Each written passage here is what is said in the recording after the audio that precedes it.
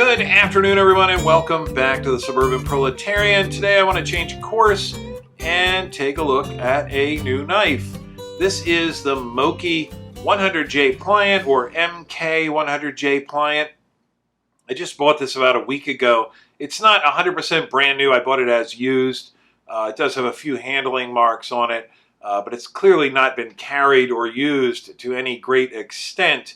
Now, some of you may be familiar with the Moki name. Well, that's almost certainly the case. If you're watching this video, you probably are doing so because you were searching for Moki knives. Others may not be familiar with the Moki name, but you might be familiar with some of the knives that they've made for other knife companies, like, for instance, Spyderco, or Almar, or Falcon even. Moki is an OEM supplier for many other knife companies, and they really build knives to a very, very high standard. A standard I maybe haven't seen rivaled anywhere else in the factory knife industry. So I want to take a closer look at this knife. But before we do that, I have a really exciting announcement to make. Well, it's exciting to me anyway. You may have noticed I'm wearing my Seagull 1963 Chinese Air Force chronograph reissue. And I'm doing that because this week, here at the Suburban Proletarian, we garnered our very first commercial affiliate. Seagull1963.org is, I believe, the largest reseller of 1963 type chronographs in Europe. They have a very good reputation. I didn't really know anything about them before they approached me, but I did a lot of research before I accepted their offer. They have very good feedback ratings and really good reviews, and they seem to have great service. The watches, they exclusively offer 1963 type Seagull chronographs, although they have a large variety featuring acrylic and sapphire crystals and a bunch of different dial designs. But all of their watches feature free worldwide shipping, full international warranty, genuine ST 1901 movements. They seem like a really cool company, and I'm really looking forward to working more closely with them in the future. I promise the channel's not going to turn into an infomercial, but any little bit of revenue I can get in helps out a lot. So the Seagull 1963 is an incredibly popular watch. If they haven't taken the world by storm, they've certainly taken the watch enthusiast world by storm. Seagull chronographs are the cheapest mechanical chronographs you can get, reliable, decent chronographs you can get, and they're column wheels, for crying out loud. So you may very well have been thinking about buying one of these. You might have been on the fence about it. You might be thinking about pulling the trigger. And if that's the case, I would strongly encourage you to follow the affiliate link in the description text down below, because it would go a long way to help me out here. So without any further ado, let's turn the camera around and take a closer look at this Moki knife. Okay, everyone, so here is our Moki 100J Pliant. You can see the Moki name there on one side of the blade, and on the other side of the blade, the steel is listed as Aus 8. Now, I know that's kind of a controversial point with Moki knives and the resultant some of the other companies that they make knives for, like Almar, that relatively expensive, obviously high-quality knives are using fairly pedestrian steels like Aus 8 and VG10. Now, I've talked about this a little bit in the past, but I actually like these steels a lot. I mean, I like the super steels as well. S30V and S35VN and steels like that are very nice, but I kind of like Aus 8, I like VG10, I like Sandvik 12C27, I even like 8CR13 MOV from China when it's heat treated properly, because these knives are easy to resharpen. These steels are very easy to resharpen. No, they don't hold an edge like some other things, but a knife like this is not going to be used for batoning firewood, for instance. A warehouse worker is probably not going to carry this knife and break down 100 cardboard boxes in a day with it. So I actually think that the ease of resharpening is very nice on these knives, and probably more valuable in this role than the ability to hold an edge for weeks on end through hard use. So it is made in Japan. Moki knives have been made in Japan since about 1907. The original company was the Sakurai Knife Company, or Sakurai. I'm not sure how exactly to pronounce that. Started in 1907. I believe these are in Seki City, Japan, or Sakai City, Japan. I'm not sure how to pronounce that either. That's basically Japan's center for knife production, and so many other Japanese knives are made there. A lot of these Spyderco knives are made in Sakai City. You can see it marked on the blade there on this stainless steel Delica. Sometime, I think in the 1950s or early 1960s, the original owner, and it was a family business. It's still a family business. It was described as a one-man factory from the beginning. At some point in time, the original Mr. Sakurai's son took over. His name was Moki Sakurai, and he continued to operate the factory in much the same way as his father, and the knives developed quite a reputation in Japan, and they actually came to be known as Moki's knives colloquially. And then in the 1980s, the late 1980s, maybe 1987 or 1988, the Sakurai Knife Company changed their name to Moki, and they've been making knives under the Moki name ever since. As I've already said, they do make knives for Spyderco, for instance. Now, this is not a Moki made Spyderco. I'm just using that as an example of the brand.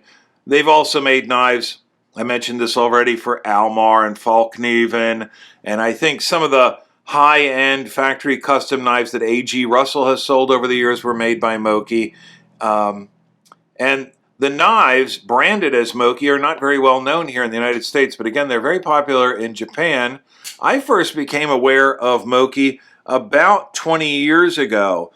I don't remember who it was. It might have been CDN Investments, or it might have been AIM Surplus or SOG or somebody like that, was blowing out these knives, I think at $7 a piece.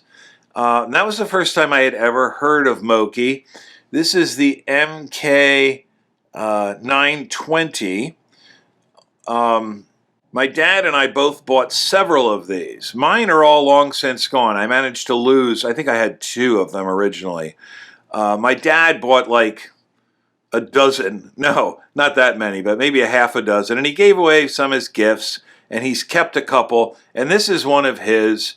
And as you can see, time has not been kind to it. This basically lived in my dad's pocket for 20 years, but it still locks up nice and tight. It has developed a bit of fore and aft play. It's still tight side to side, but the locking mechanism has developed a little bit of rock, but it's still very, very solid lockup. I just got done cleaning this and servicing it a bit for him, so I'll be returning this to him soon, but luckily I still have it here. But these are relatively low-end knives. Most of Moki's knives are very, very highly polished and very, very finely finished, and we'll take a look at that in a moment. But they do build a lot of rather sort of pedestrian knives for other companies, and this is one of the few that they sold under their own brand name that's, just a basic plastic handle. I don't think there's any liners inside there. No, there is not. And, it's just a sort of an ultralight, very handy knife. Unlike a lot of Moki's knives, this one actually did have a thumb stud on it for one-handed opening. These were just great knives, and I think, like I said, I think we paid about $7 a piece for these, and really, how could you go wrong? So back to the Moki. So let's get some of the dimensions out of the way right away. The overall blade length is just about 3 inches. The length of the cutting edge is just a little more than 2.5 inches. So that's a fairly usable sized knife. The overall length when it's open is just about exactly 7 inches. I can't show you that because my caliper doesn't open that wide. And the closed length is just about exactly 4 inches. So it's just about exactly 7 inches open, and it's just about exactly 4 inches closed. So that's nice and clean. It's overall quite slim. It disappears into the pocket fairly well. Let's see, it's probably fattest right around here. So let's see. Let's convert that to millimeters. It's just about 11.5 millimeters thick at the butt. The bolster is just about a millimeter thinner than that, about 10 millimeters. Yeah, just about 10 millimeters at the bolster. So, as you can see, this is very much the gentleman's knife. Let me wipe the fingerprints off the blade because these things are so super shiny. And the gentleman's knife is really a genre that's very near and dear to my heart. I mean, this has very classic lines. We've got Chinese quince wood handle scales and stainless steel bolsters that take up about half of the scale length. And these are, I mean, obviously just ripe for engraving. There'd be no good reason to have bolsters quite this long. Although I guess perhaps, well, yeah, the pivot pin goes into those bolsters, which probably makes it a little bit stronger than just having the pin in the brass scales. So maybe that's why they made the bolster this long. I have a feeling the reason the bolster is that long, though, is because this is the sort of knife that you would gift to someone, and this is a perfect place for engraving a monogram. It would also be a good place for a custom engraver to ply his trade and put like fancy floral engraving or something on here. I doubt that you would go to that kind of trouble with wooden scales, though. Wood scale knives, as nice as this Chinese quince are, don't really hold their value. They don't sell as highly as something with ivory or bone or horn or something like that. Wood is kind of lower down the scale, but I think it looks very nice.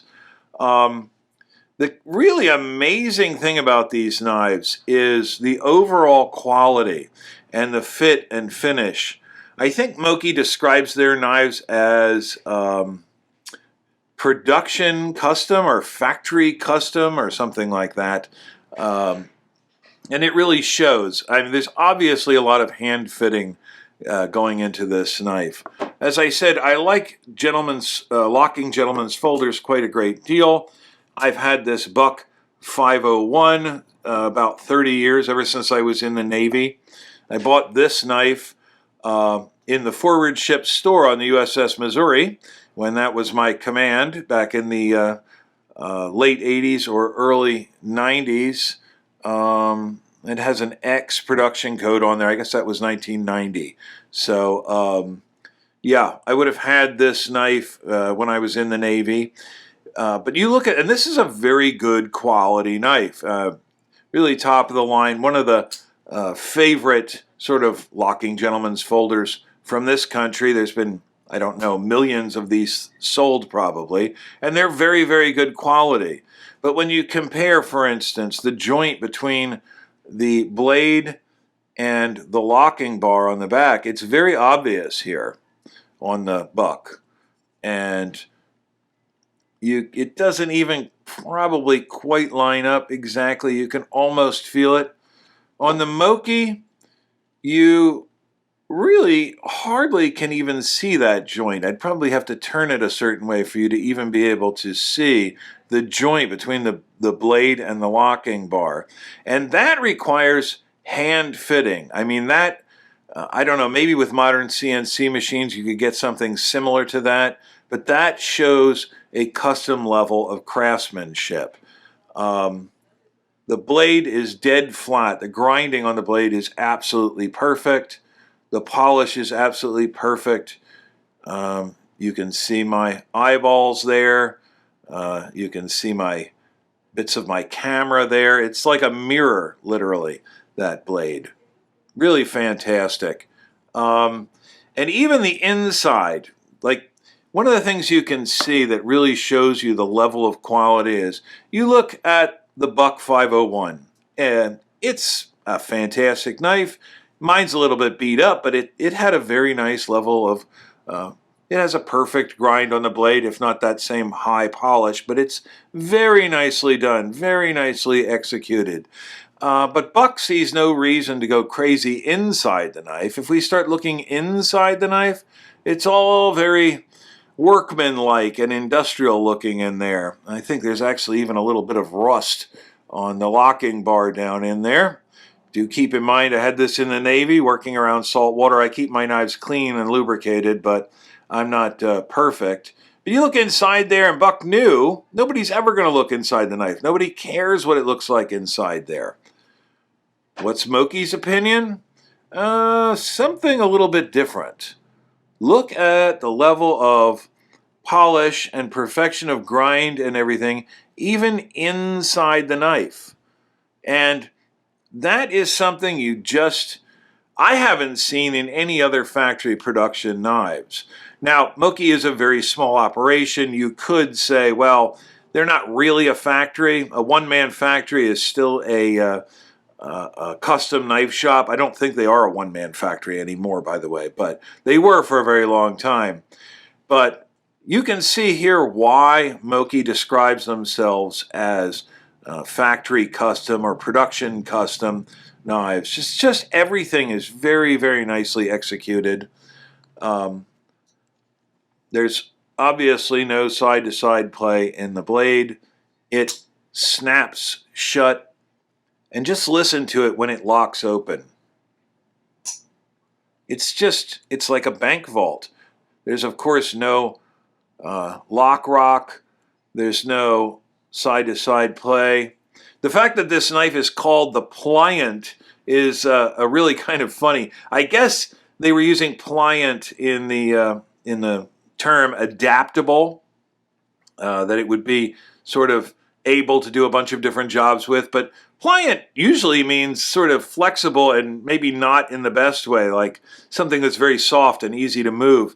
And this thing is not soft at all. It's very, very stiff and very, very tight, and very, very prone to getting fingerprints on the blade. But I just love these type of knives. I know I love gentlemen's folders. I know that one-handed opening is the way to go now. I know that pocket clips are the way to go now. But there's something about a very classically styled and beautifully executed knife that you can just slip down into your hip pocket or your the watch pocket on your jeans.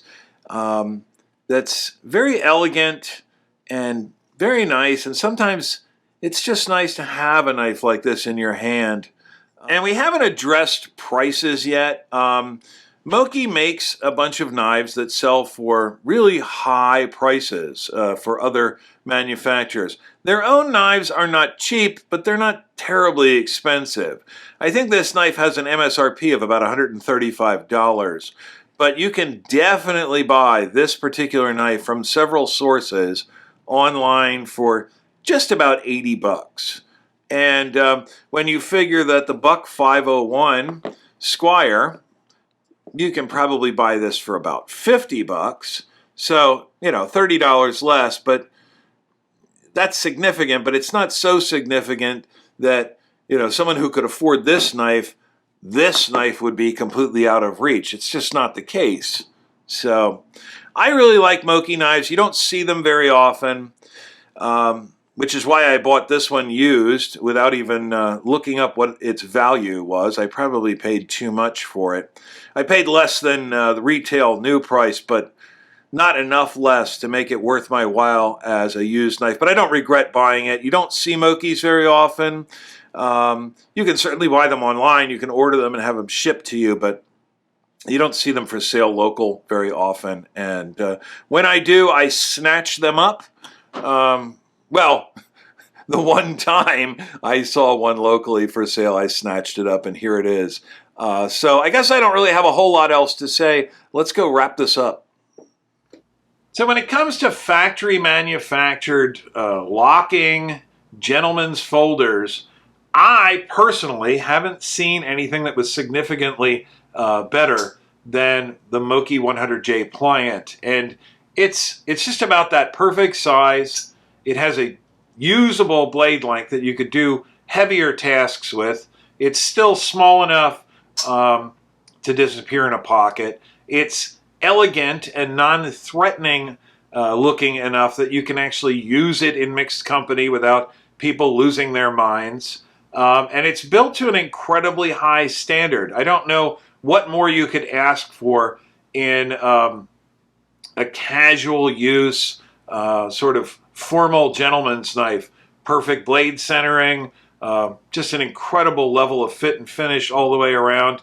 And while Moki knives are not particularly cheap, they are not particularly expensive either, especially when you consider the fact that knives that they manufacture for Almar, for instance, which are virtually, well, not identical, but very, very similar to this, sell for about twice as much money and have almost the same specs. I mean, if my money was on Moki. I don't own an Almar knife. I've never owned, wait, that's not true. I have owned an Almar knife in the past. I don't own one now.